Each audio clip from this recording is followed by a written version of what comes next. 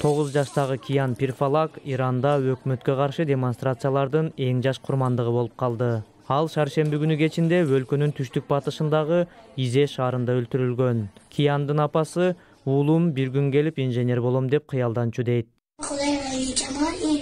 Асан Үсөн Кудайынын аты менен мен бул кайыкты Жабер ибн Хаян фестивалы үчүн жасадым.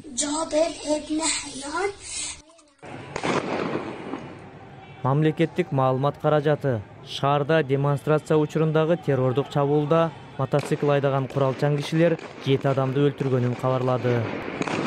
Бирок анын үй бүлөсү окуяга коопсуздук күчтөрү жооптуу экенин айтат. Аткылоо учурунда эмне болгонун өз оозумдан угуңуз. Өкмөт алар террористтер деп жалган айтууда, дейт апасы бүгүн уулунун тажыясында. Алардын айтымында коопсуздук күчтөрү Киян атасы менен бараткан унаага ок чыгарышкан. Уулунун көкүрөгүнө ок тийип, окуя болгон жерден көз жумса, атасы Мейшамдын артына 3 жолу ок тийген.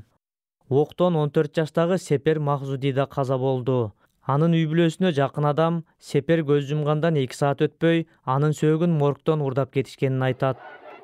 1500 тасвир аттуу оппозициялык активисттер тобу 3 жаш баланын өлүмү үчүн коопсуздук күчтөрүн айыптады.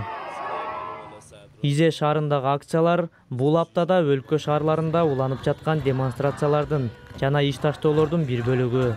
Алар 3 жыл мурда күйүүчү майдын кымбатташына байланыштуу өткөн акцияларда өлтүрүлгөндөрдү эскерүүгө чогулган болчу. Соц тармакка чыккан бул видеодон демонстранттар Иран Ислам Республикасынын негиздөөчүсү Рухалла Хамейнинин үйүнө өрт кое баштаганын көрүүгө болот.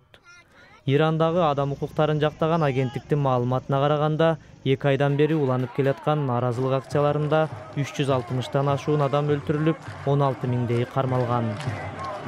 Каза болгон ар бир адам демонстранттардын көчөлөргө чыгып кыжырдануусун билдирүүгө түрткү берүүдө. Кияндын тажыясына келген эл Ирандын жогорку лидери Хамейниге өлүм деп кыйкырышууда. Бул өзгөрүүнү каалап, ал үчүн өмүрү кыйылган Ирандын жаш мууну.